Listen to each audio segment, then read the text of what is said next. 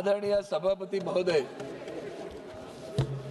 आज ऑपरेशन सिंदूर पर इस विषय पर जो पराक्रम साहस हमारी सेना ने दिखाया उस पर चर्चा शुरू है। तो पहले मैं भारतीय सेना के पराक्रम, अनुशासन, अद्वितीय रणनीतिक क्षमता को नमन करता हूं। खास करके हमारे सत्ता पक्ष के जो बड़बोले हैं वो सुन ले भैया कि हम लोग सेना के प्रति गौरव गोगाई ने भी शुरू में कहा था, मैं आज वो शुरू में ही कहता हूँ, उनकी शूरता, वीरता, पराक्रम, साहस को नमन करता हूँ, प्रणाम करता हूँ। लेकिन ऑपरेशन सिंदूर की जब बात शुरू करते हैं तो पहले बात तो यहाँ से शुरू होती है, ऑपरेशन सिंदूर क्यों? ऑपरेशन सिंदूर क्यों? इसलिए सिंदूर का ऑपरेशन हुआ कि पहलगाम का हादसा हुआ। सभापति महोदय, मैं कुछ कार्यकाल के लिए मंत्री था और जब मैं कश्मीर में गया था इलेक्ट्रिक बसेस का लॉन्चिंग करने, तो चप्पे पे पुलिस खड़ी रहती थी, जवान खड़े थे, एक फरलांग भी नहीं, 50-50 गज पे एक जवान खड़े थे, सशस्त्र जवान खड़े थे। अब ऐसा क्या हुआ कि उस दिन पहलगाम में कोई सशस्त्र जवान नहीं है, पुलिस नहीं है, हमारे टूरिस्ट वहां आए हुए हैं, सैलान आए हुए हैं, तो पुलिस भी नहीं है। या किसने आदेश दिए थे कि वहां जवान नहीं रहेंगे? जांच वहां से शुरू होनी चाहिए। जांच अगर करनी है तो वहां से शुरू करिए। सभापति महोदय, इतना गंभीर है, इतना बड़ा ग्राउंड जैसे प्लेस है पहलगाम पे, मैं गया हूं, यहाँ भी बहुत सारे लोग गए होंगे, सैलानी करके गया हूं, मंत्री करके भी गया था। इतनी पुलिस थी, इतनी जवान खड़े थे, उस दिन सारे जवान कहाँ गए थे? और हमारा इंटेलिजेंस वहां से पाकिस्तान कितना दूर है? क्या ये आतंकवादी नेपाल से वहां है? ये मत भूलना, पहलगाम के पहले भी कुछ हादसे हुए हैं। हाल ही में मुंबई के बम स्फोट का जो उच्च न्यायालय ने निर्णय दिया है, जो जिनको आतंकवादी समझकर पकड़ा गया था, नीचे कोर्ट ने उनको शासन दिया, 5 लोगों को मृत्युदंड दिया, उच्च न्यायालय ने सबको रिहा कर दिया। तो दो चीजें लगती है, 19 साल उनको जेल के अंदर क्यों रखा अगर वो उसमें शरीक नहीं थे तो? और आज तक इसका मतलब हम आतंकवादी पकड़ नहीं पाए। सभापति महोदय, उस वक्त कश्मीर के गवर्नर थे सत्यपाल मलिक, और सत्यपाल मलिक जी ने उस वक्त, आज भी वो याद दिलाते हैं, उसके पहले पुलवामा की घटना हुई। सभापति महोदय, ये जो बात कर रहे हैं ना, जवानों के बारे में तुम्हारे मन में इतना बड़ा आदर है, शौर्य वीरता के लिए तुम प्रणाम करते हो, उस जवानों के लिए, उस सीआरपीएफ के लिए सत्यपाल मलिक जी गवर्नर साहब बार बार सरकार को कह रहे थे कुछ गड़बड़ है, इन जवानों के लिए हवाई जहाज दे दो। आपने हवाई जहाज नहीं दिया सर, हवाई जहाज नहीं दिया। वो बार बार प्रधानमंत्री तक बात करना चाहते थे, प्रधानमंत्री हमारे कॉर्बेट पार्क में थे, इतना बड़ा हादसा हुआ, फोन नहीं आया। वहां से दिल्ली आए, किसी और कार्यक्रम में गए, आप लोग घड़ियाली आंसू कौन बहता है? हमें कहते हो, हमें पूछते हो? याद करो, पुलवामा के वक्त सत्यपाल मलिक जी जो तुम्हारे पार्टी के थे, जो गवर्नर थे, उनका बयान याद करो। आज भी वो कहते हैं, बार बार कहने पे भी आपने जवानों को रास्ते से भेजा। जैश ए मोहम्मद हमला किया, 40 जवान शहीद हुए, आज तक जांच नहीं हुई है, आज तक नहीं पकड़े गए। सिंदूर नाम देते हो, भावनात्मक खेलते हो लोगों से। सिंदूर किसका छीना गया? हमारी बहनों का सिंदूर छीना गया ना, तो जिन्होंने छीना वो आतंकवादी आज तक पकड़ नहीं पाए आप। आतंकवादियों के टारगेट करके हमने हमले किए, हाँ किए। हमने जनता पर हमला नहीं किया, सराहना करते हम। और इसके बावजूद भी जब आतंकवादियों को पकड़ा नहीं जाता, आपके दिल में कुछ नहीं आता, ढोल बजाते हो। वहां से अमेरिका से आए, पंचायत राज गए, बिहार में जाके राजनीतिक भाषण किया, वो भी अंग्रेजी में, दुनिया को समझाना था भैया। वो भी तो आता है आजकल, टेलीप्रॉम्प्टर से आता है, तुम्हें पता नहीं होगा। अंग्रेजी में भाषण किया, बिहार में गए, पहलगाम नहीं गए ना।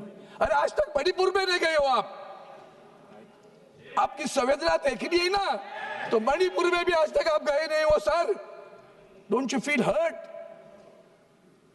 दुख नहीं होता, दर्द नहीं होता, शर्म नहीं आती, बुरा नहीं लगता? फिर हम आपका भी ढोल बजाते बैठेंगे क्या? हम ढोल हमारा सेना का बजाएंगे, आपका नहीं बजाएंगे, इतना ध्यान में रखना। ढोल हम सेना का बजाएंगे। आपकी क्या उसमें शूरता वीरता थी? अगर आपने फ्रीडम दिया था तो फ्रीडम देने के बाद में वो तुम्हारे जो डिफेंस के अधिकारी पाकिस्तान के अभी भी कह रहे थे, गिड़गिड़ा रहे थे, तो गिड़गिड़ा रहे थे ना, तो बिना शर्त क्यों लिया? बिना शर्त युद्ध समाप्त कर दिया। वो तो पक करता ही है अमेरिका का प्रेसिडेंट, उसकी तो बकबक आज भी चालू है। मैंने रुकवाया, मैंने रुकवाया, मैंने रुकवाया। बिना शर्त क्यों किया बंद? बिना शर्त क्यों? अगर वो गिड़गिड़ा रहे थे ना तो शरणा रहे थे। अगर वो शरणार्थी थे तो शर्तें लगानी चाहिए थी। क्या शर्तें लगाई आपने? उसके बाद में भी युद्ध चलता रहा। हमारे जम्मू पर हमले होते रहे, नागरिकों के बस्ती पर हमले होते रहे, हम देखते बैठे क्या? सभापति महोदय, हमारी सबसे बुरी बात यह है, सार्क, ये नेपाल, इर्द गिर्द हमारे जो राष्ट्र हैं, एक राष्ट्र हमारे साथ नहीं बात करता। हम तो विश्वगुरु हैं, हम तो विश्वगुरु हैं, पूरे दुनिया में घूमते हैं, 200 राष्ट्रों में गए, पाकिस्तान के आतंकवाद के बारे में बात करते हैं। आतंकवाद के लिए हम कॉम्प्रोमाइज नहीं करेंगे, नहीं करना चाहिए, सराहना करता हूं, प्रधानमंत्री को धन्यवाद भी देता हूं। लेकिन माननीय प्रधानमंत्री जी, आपके साथ पूरे विश्व में एक राष्ट्र भी नहीं खड़ा रहा। ये देश के लिए हम टिक्का टिप्पणी के लिए नहीं खड़े हैं यहाँ। एक राष्ट्र आपके साथ खड़ा रहता है, वो इस्राएल खड़ा रहा, नेतन्याहू। और हम ईरान के खिलाफ खड़े रहे, जो ईरान आपको तेल देता है और कहता है पैसे बाद में दे दो, चलेगा लेकिन तेल ले लो। उस ईरान के साथ का रिश्ता भी बिगड़ गया।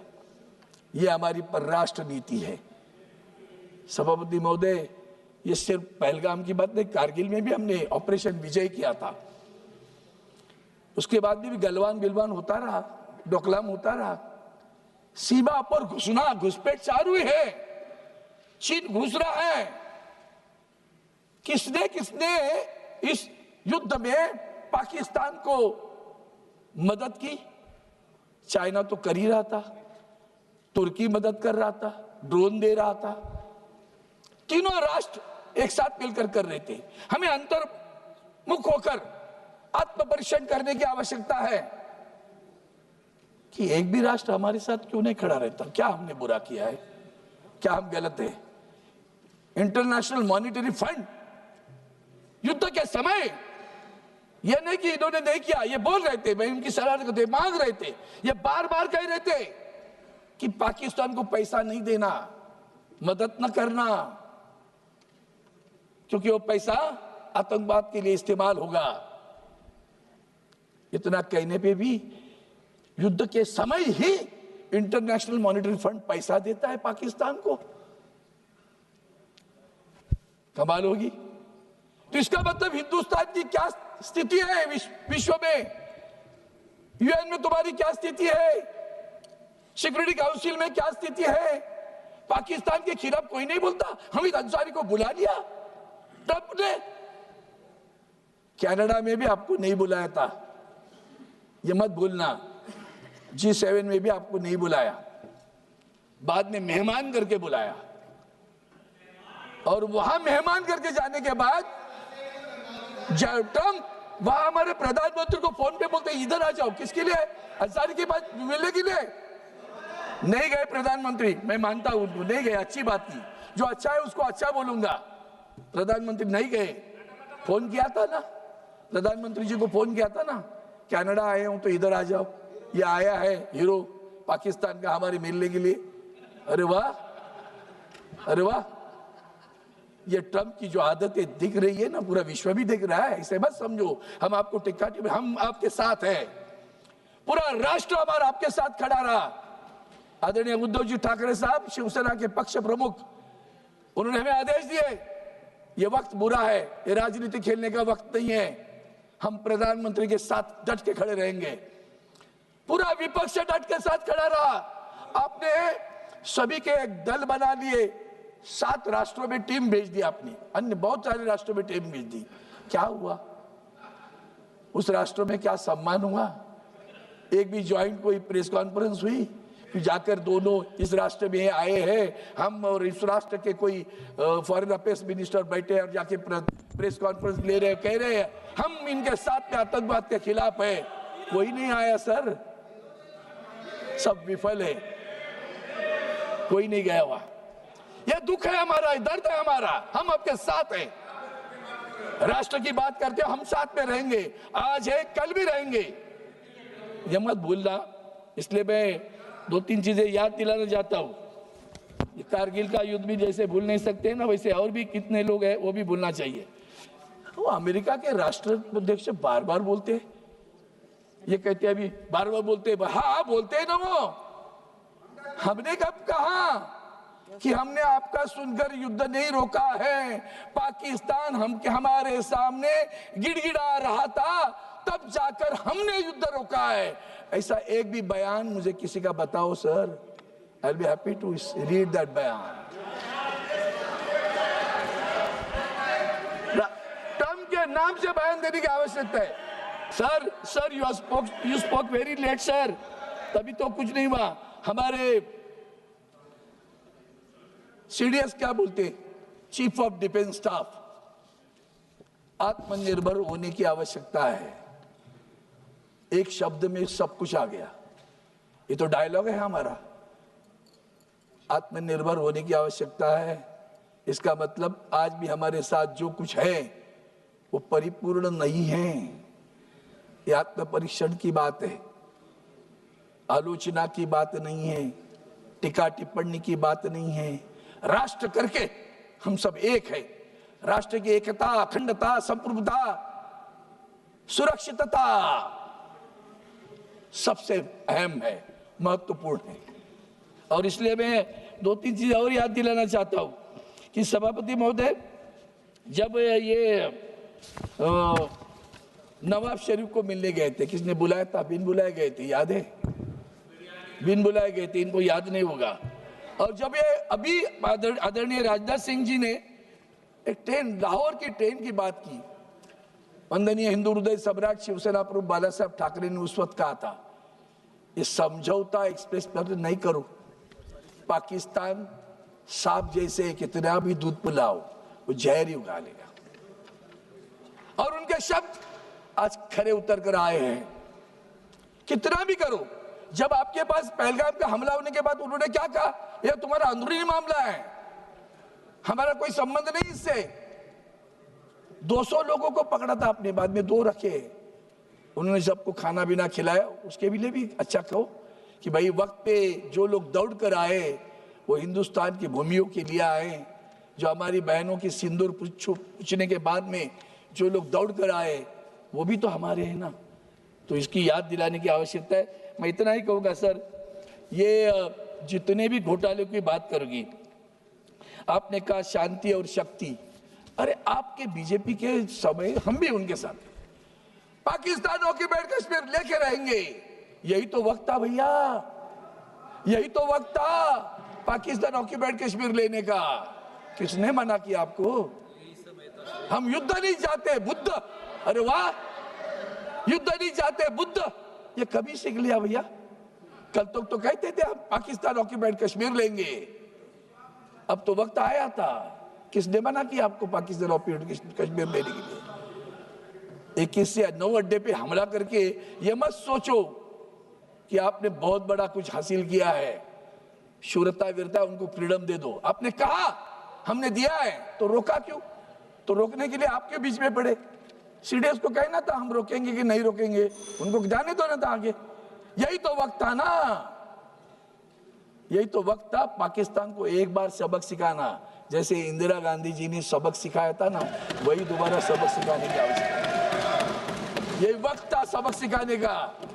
बांग्लादेश निर्माण किया, उसी तरह इस वक्त भी कर सकते थे। पूरा पाकिस्तान ऑक्यूपाइड कश्मीर कब्जे में लेते थे, प्रधानमंत्री को सर पे लेके हम नाच देते। सर आपने पाकिस्तान ऑक्यूपाइड कश्मीर ले लिया, हम आपकी सराहना करते हैं, अभिनंदन करते हैं। और इसलिए सभापति महोदय इतना ही कहता हूं कि ये सब ये घुस के मारेंगे वाली बात है ना, घुस के मारेंगे, घुस के मार रहे हैं ना, ओसामा बिन लादेन को कैसे मारा वैसे घुस के मारा। श्री अमर काले जी, एक मिनट सर, खत्म कर रहा हूं, एक वाक्य में खत्म करता हूं।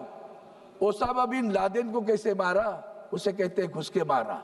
और आखिर में एक ही विनती करता हूं, ऐसे पाकिस्तान के साथ क्रिकेट खेलने का बंद करो।